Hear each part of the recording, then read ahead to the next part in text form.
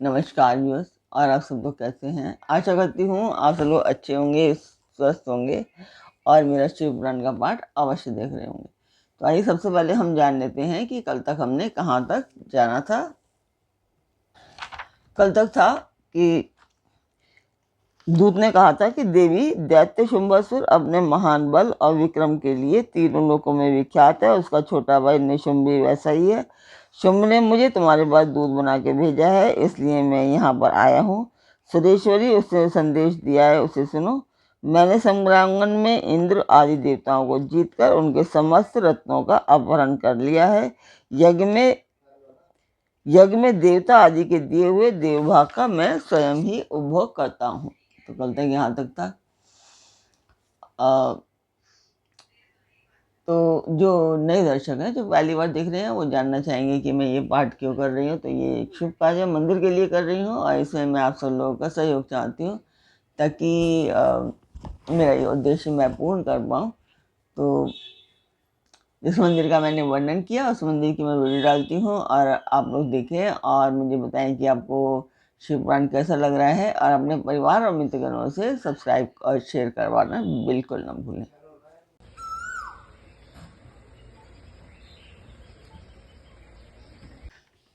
तो मंदिर की वीडियो आपने देखी, आपको मेरा पाठ कैसा लग रहा है कमेंट बॉक्स में मुझे अवश्य बताएं। तो अब हम चलते हैं आज के पाठ पर। स्वागत करती हूँ मैं आप सभी का अपने इस कार्यक्रम शिव पुराण में। शिव पुराण की ये उमा संहिता चल रही है और उमा संहिता में आज आप सुनेंगे चंड मुंड और रक्त बीज को भेजना और देवी के द्वारा उन सबका मारा जाना। तो कल से आगे मैं बात बताती हूँ कि दूत के मुंह से शुंभ का संदेश सुनकर भूतनाथ भगवान शिव की प्राण वल्लभा महामाया ने इस प्रकार कहा कि देवी बोली कि दूत, तुम सच कहते हो, तुम्हारे कथन में थोड़ा सा भी असत्य नहीं है। परंतु मैंने पहले से एक प्रतिज्ञा कर ली है, उसे सुनो। जो मेरा घमंड चूर कर दे, जो मुझे युद्ध में जीत ले, उसी को मैं पति बना सकती हूँ, दूसरे को नहीं।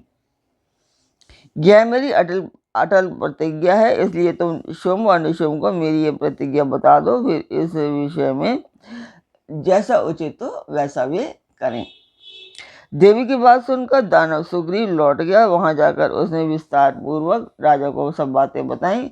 दूत की बातें सुनकर उग्र शासन करने वाला शुंभ कुपित हो उठा और बलवानों में श्रेष्ठ सेनापति धूम्राक्ष से बोला कि धूम्राक्ष, हिमालय पर कोई सुंदरी रहती है, जो तुम शीघ्र वहां जाकर जैसे भी वह यहाँ आए उसे उसी तरह ले आओ।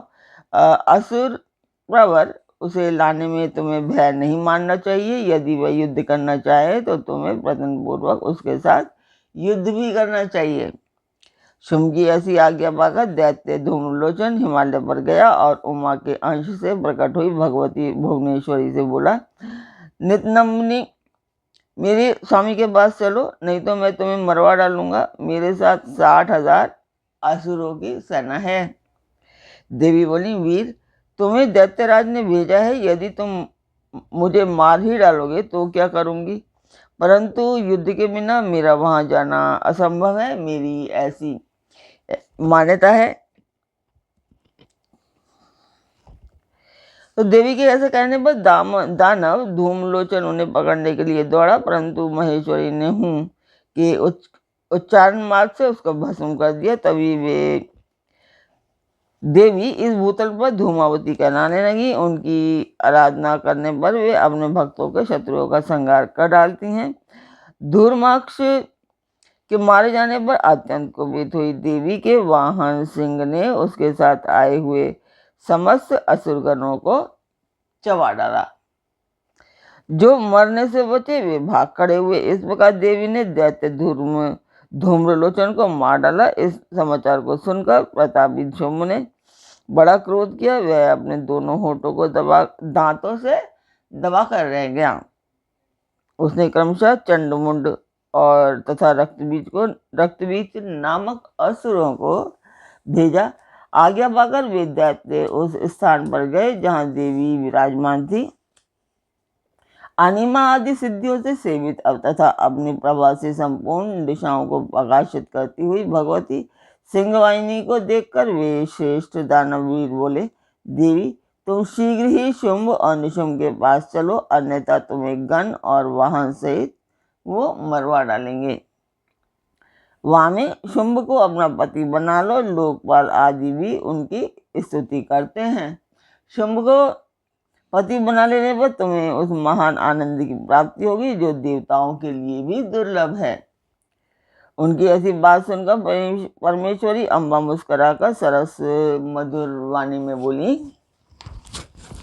देवी ने कहा कि अद्वितीय महेश्वर पर ब्रह्म परमात्मा सर्वत्र विराजमान है, जो सदाशिव कहलाते हैं। वेद भी उनके तत्व को नहीं जानते, फिर विष्णु आदि की तो बात ही क्या है।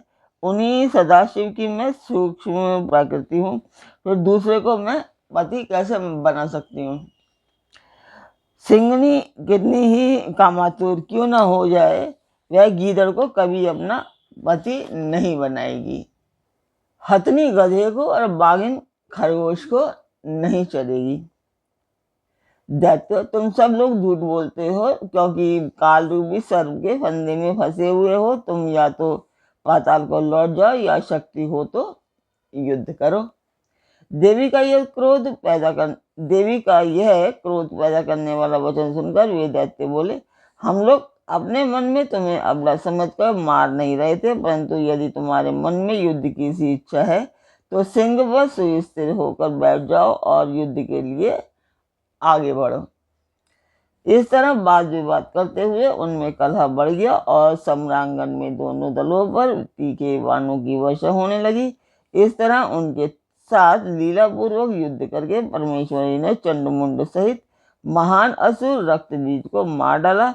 वे देव बैरी असुर द्वेष बुद्धि करके आए थे, तो भी अंत में उन्हें उस उत्तम लोक की प्राप्ति हुई जिनमें देवी के भक्त जाते हैं। तो आज का पाठ मैं यहीं पर पूर्ण करती हूँ। आशा करती हूँ आपको शिव पुराण अच्छा लग रहा होगा, मेरा पाठ अच्छा लगता होगा। तो तब तक के लिए, कल तक के लिए आज्ञा दीजिए। ओम नमः शिवाय। जय माता की।